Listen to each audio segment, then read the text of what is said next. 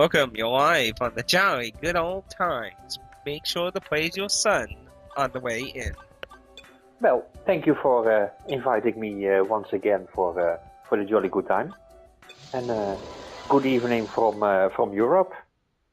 Good evening from America. Ah, the land where the games at least get a good release date. That's I'm starting to really think Europe's starting to get better deals than us in some cases. You all got Blade, Pandora's Tower, and that. You didn't even have I to think that beg for them. it's a few exceptions, but I ignore those exceptions. I only just see the games that yeah. So yeah, thank you for another invite. So, if you want, we can start talking about some of the console-related stuff. There's been a lot of price cuts. Nintendo dropped the ball on something that a lot of people are up in arms on the internet. And so, what would you like to tackle first on that? Well, I've seen the new sandwich from Nintendo. So the 2DS then? Yeah. I have been thinking because I thought, well, okay, maybe I can just import the 2DS from the USA. Oh yeah, that's actually an interesting thing. You know, I didn't even think about that. That's another interesting thing you could do. Because it's cheaper, it could actually be a good excuse to import another system from a different country. Because so far, no one's had any luck breaking that Legion law. No. It could also lead to somebody, because systems cost so much. That's usually what leads to taking so long. When they become cheaper, people start deciding to buy one to fuck with, trying to actually do something. But go ahead. But if I'm gonna import ever, it's gonna be a 3DS XL anyway. To go back to a smaller screen of the 2DS is not very much of an option, of course. Yeah, they might make an XL version of it if it sells really well. That's a possibility. Bigger, cheaper version of the 3DS XL. Yeah, but it's not foldable, so your screens. You know, that's something I really sat down and I thought really hard about everything they did with the 2D. And, like, I really think the idea makes sense. You know, get rid of 3D. Most people have bitch complained, said it's worthless, it's a gimmick and stuff. And I personally have not seen any game make any real use of the 3D in any form of gameplay style. So, I'd sadly have to say, like, I think it's a good idea just to throw it out the window. And the folding thing is something I thought really hard about. And there was a good reason and a bad negative effect of that reason. And my friend Alan would actually understand this because it happened to him. And it does seem to be more prominent with children. You know how, all the DSs are clamshell, so they have hinges. I don't know if you ever had problems with your hinges before, but people have had them give out or break, or they just become a floppy screen. So now you have to lay it completely flat and stuff, or get rubber bands to hold it open and shit. And my friend Alan's DS actually suffered that fate, where the hinges completely broke, and it no longer could snap anymore. And if that has anything to do with the design, then I guess I could understand why they designed it without that clamshell idea. Because now it's just a thick piece of plastic with no hinges in the middle, so it's a lot harder to kind of, break like that. Because, I mean, you could probably forcibly break it, but who the fuck's gonna accidentally forcibly break the DS in half? Like that, you would have to actually be doing it on purpose to break that thing in half. So, on that point of view, I could understand. But yeah, there still is the harmful effect of the portableness of it. I mean, there's been big handhelds. Like, you ever play a game, Gil?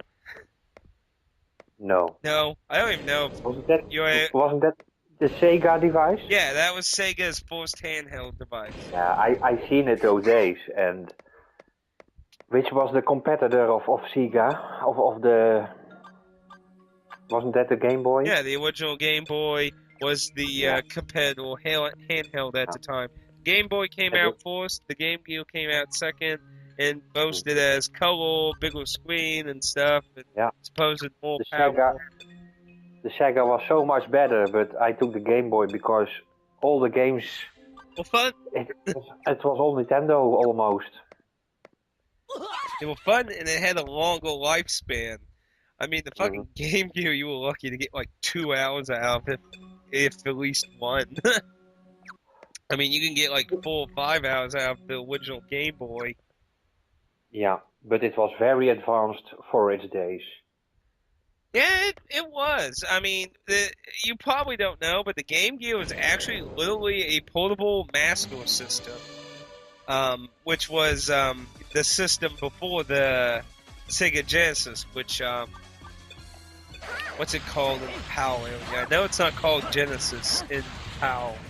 Um, oh, um, crap! I don't remember what the Sega Genesis is called in PAL. You don't do you know what the Genesis is? The Mega Drive. It, That's what Mega it Drive. was called, the Hmm. Mega Drive in PAL areas. But yeah, the Master System was the system before the Mega Drive, and the Game Gear is literally a handheld version of that. That's why actually a lot of the Game Gear games are actually Mega Drive games. But it did have its own unique games too. So,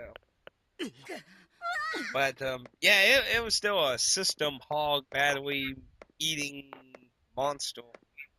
Yeah, but for me the games it was much action type of one of my friends those days had one, and I was really amazed by the looks and the colors and everything. It did have some good games on, but sadly, I personally don't think many of them got to come to America. Hmm. Japan Yeah, had a nice handful of lovely RPGs for the device. All we mostly got was licensed crap and shitty cut. I always remember that horrible Ren and Stimpy game on it. Oh, I hated that game so much.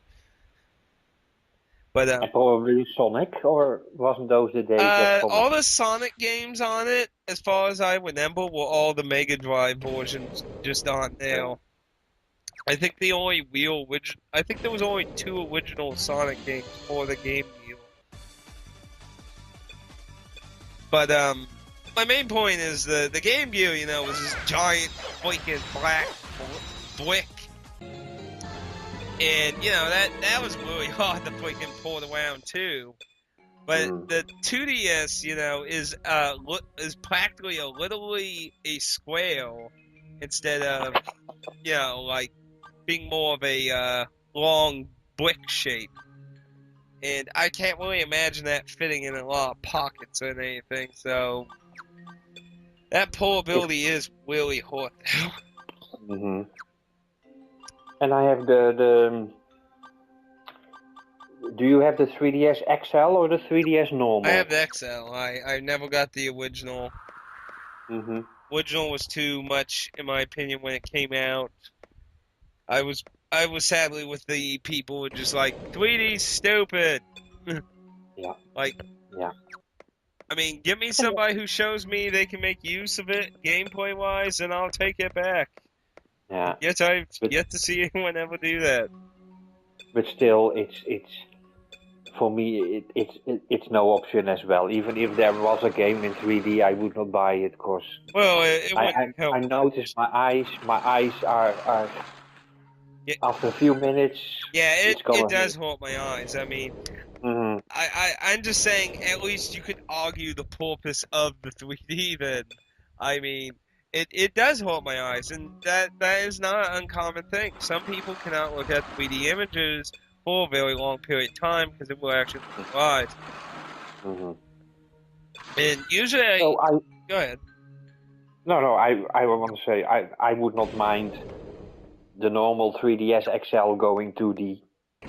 and then for a cheaper price.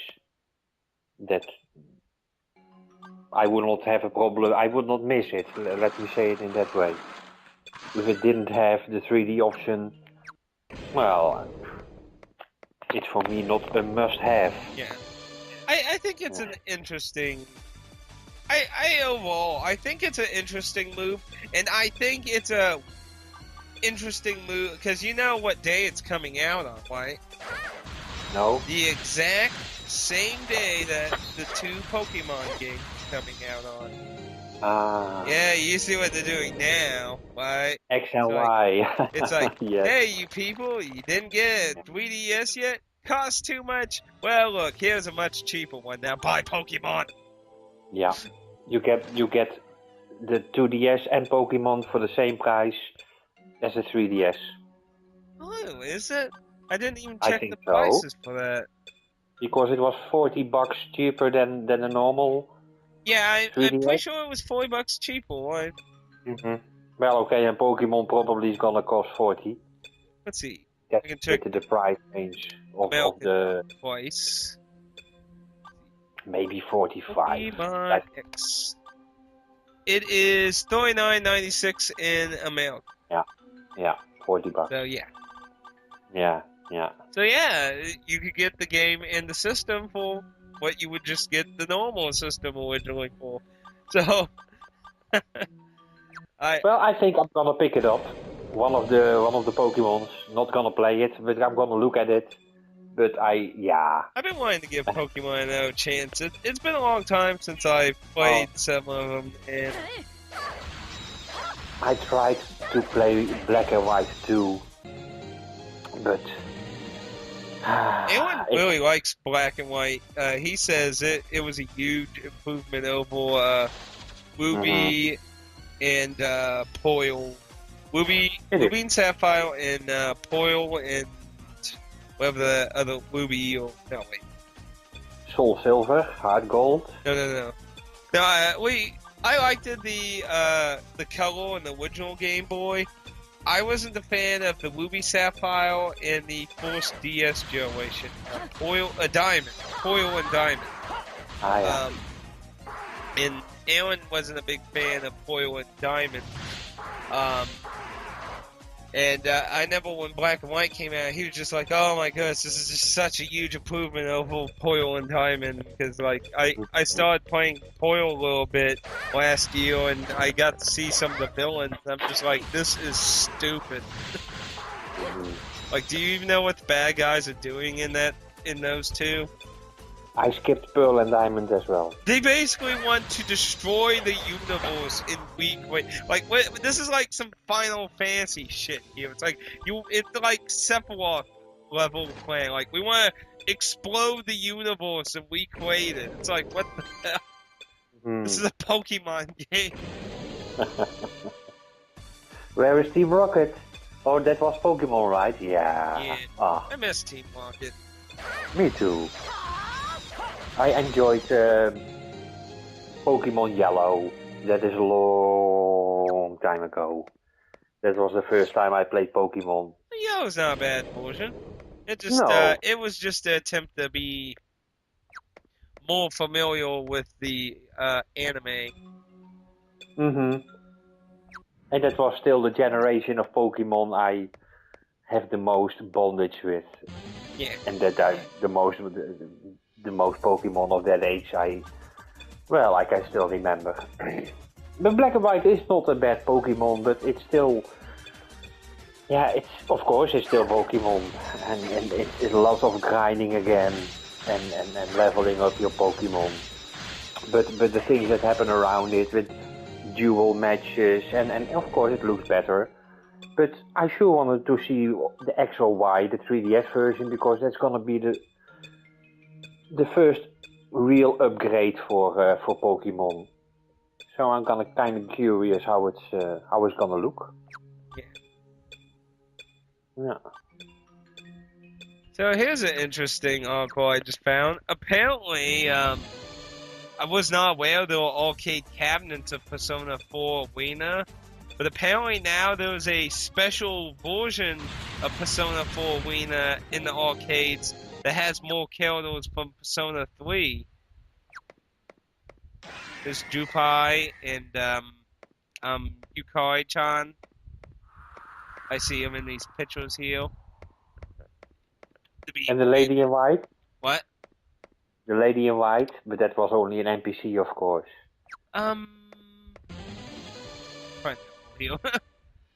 Let's not spoil what happens to her, but you know who I mean. Oh, I think Jupai. I know who you mean now. Yeah, the lady in white. Yeah, it has a new character select screen. I see a few new faces in that. I wonder if they'll be bringing that to consoles, but as far as I can understand this article, it's just referring to arcade cabinets. It's a gonna be it's a location test thing with the arcade cabinet apparently. That'll be interesting if they bring that to consoles. I'd love to be Jupai online. Yeah, be like Stupai. Sorry, but what I said it more times. I was well. What else could I expect from Persona 4 Arena? Of course, but the combination well, the RPG element is, to my opinion, it's more fighting than RPG. Yeah, to me, it doesn't even have a RPG aspect unless you're just referring to the scoreboard of your score on leaderboards. Since that's designed like an RPG, but it doesn't do anything for your characters or anything. It shows your skill level, basically. It's probably the story mode that they wanted to give the up, but indeed, no. I'm really done playing Arena. Yeah. And now you have a Vita. How do you feel about them now dropping $100 from the Vita now? 100? Yep, the Vita, at least in America. I'm not sure if that. I'm pretty sure it did take place in PAL. I can look it up. I know Japan had a price drop like in February, but it was only for Japan. I think the price drop is for both America and PAL areas. Well, I already got it. Yeah, I know. Kind of cheap in. You got a deal on it. Last Christmas last year. They dropped to 180 euros at one store. It's now here 199, and obviously there's price proportion. You know, $199 to you. 250 euros. Ooh, that's not the price drop. I think that's not. That's how much 199 US dollars converts to. Oh wait, let's see. What do you mean that's? No, 250 euros is like $290. Damn. Yeah, 250, and I got it a year ago for 180. Yeah, see. So that was really. The price drop was immediate, like it's already in effect. So if it is in PAL areas, there should be. If you went to an online store, you should see whether the price went down or not. Yeah. But the memory cards have also went down. All the different memory cards received some bit of a discount. And I think that's a good move because obviously with the holidays, everyone wants to make their shit affordable and competitive because, you know, the PS4 and the Xbox Bone are both coming out, and obviously Nintendo's getting the 3DS market ready with Pokemon and that, and Sony wants to get the Vita more out into more households, especially with the Vita to PS4 connectivity you can do. Yeah, but I that's what I do not trust about Sony. They promised so much PlayStation 3 and Vita, Yeah. well, and we're gonna make that you can play your PlayStation 3 games on the Vita without remote play, and that never came out. And what they did with the PSP to Vita, that it is really impossible to play your own PlayStation Portable games on the Vita. And that would have been so easy to do with the PlayStation 3, because you already have a user account, so you can plug in your PlayStation Portable. I would say make a copy to the PlayStation 3, and then with your user account only once transferable to your Vita, that already has the same account. So it's all protective and not abusable. But still, they want me to buy all the PlayStation Portable games again in the digital network store. Oh, so you got Wii. So if you already purchased it on the original PSP, you got Wii purchase it on the Vita. Yeah. Oh, that's exactly what Nintendo did with the Wii U. If you bought the game originally on the Wii, you basically had to rebuy it on the Wii U, or you would get the game still, but you would, like, have you ever played any download, like, Super Nintendo games or anything on the Wii? No. Because, like, you can, like, bring up the home menu and then quit out, and it, like, save states that spot you're in. You can't do that unless you repurchase it for, it's a discounted price, but you have to pay something still to get those features back, and it's like, that's just bullshit. That is bullshit, and people wonder why I don't trust most digital services. You get all these white knights, it's like, oh, the Xbox One wasn't going to screw us all over.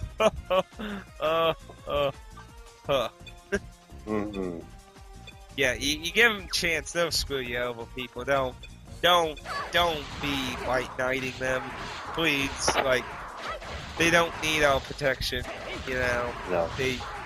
They are big boys and companies with money. It's the main concern is making money, but meanwhile they make the customers unhappy. Yeah, double-edged sword. They're a business, so yeah, they want money. But you know, if you're gonna be a proper business, you need to also make your customers happy. You make your customers fucking miserable, there's only so much they'll fucking put up with. But to be honest, and most people who buy games from like the companies we are talking about, they will keep doing it, and they will keep buying all the crappy DLCs for. Yeah, I mean, there's sadly people who will like buy stuff on Origin. I still don't know why anyone buys. I don't give a crap if Mass Effect 3 launched on Origin first before anything else. Why would you freaking do that to yourself? Yeah. Yeah. I mean, well, seriously. This week I bought my first DLC, actually. Oh. But that was that's the season pass for Borderlands 2. Ah. And that's totally came down at 4 gigabytes of expansion packs. That's another reason why I don't like download shit, though.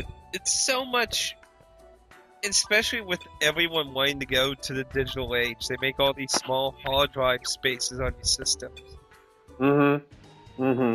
But luckily it's a 160. But if you have a 12 gigabyte PlayStation 3, I do not know how those people. See, I have a 40 gigabyte, and you know, it did pretty good for a while, but at this point in time now, that 40 gig is dying on me. Like, I have to keep deleting, you know, the games that want to install shit and stuff. I have to delete that temporary stuff to play new crap and that. It's so annoying. Yeah. And I don't give a shit if the Xbox One has 500 gigabytes. That's like nothing. Like, no. You play PC games. Like, fucking, there are PC games that take 20 to 50 gigabytes of install space. The original... Go ahead, sorry. And the Xbox One, that requires to be a game to be installed, eh? It was originally. It's not now, but back when it was originally announced, they were going to have to install everything, and that's like, and you wouldn't need a disc anymore, which meant the entire game in its entirety had to be on the hard drive. That would have been insane with only 500 gigs. That's yeah. It's like, that would just be so fucking stupid. Like, if you really want to go to this digital age, you need to give a shitload more gigabytes and options of changing over hard drives and stuff. I mean, that's why Sony can say was good about the PS3. You can actually change out its hard drive. The custom hard drive for the 360 can go fuck itself, and the Wii really needed some way to fucking do something, because SD cards wasn't cutting it. Mm-hmm. And basically Sony is doing the same with the Vita memory cards. The same argument, they want us to go digitally, and they sell a 4 gigabyte memory card for insane high prices, or the 32 gigabytes. Well, if you compare them to normal SD memory cards, even though it's. But I can also kind of understand, I can understand why they made them different, because they wanted to make it where it would be harder to hack and, copy shit and that. But, and I also understand that, obviously, by doing that, you would want to charge a little to make up for the, making a completely different card. But I do agree it's way too much. Like, I could understand maybe $5 or even $10 more, but like half of them are like $40, $50 differences and shit. I mean, you can get like 40 gig, like, let's test this. Amazon. Let's take a look here. Let's try a 40 gig SD card. Let's see. You can get a 32 gigabyte Sony SD card for $20. Let's see, 64 for 38. And let's see what the Vita SD cards. Let's see, the 32 is $75. Yeah, that's like way too much. Like, I mean, I could understand it was at least $10 more because the unique design to try and hold piracy and shit. But like, that is just outrageous amounts of money, and that's even with the price cut, which it was originally $99.99 for a 32 gig Vita memory card. That's $100 fucking dollars. Yeah.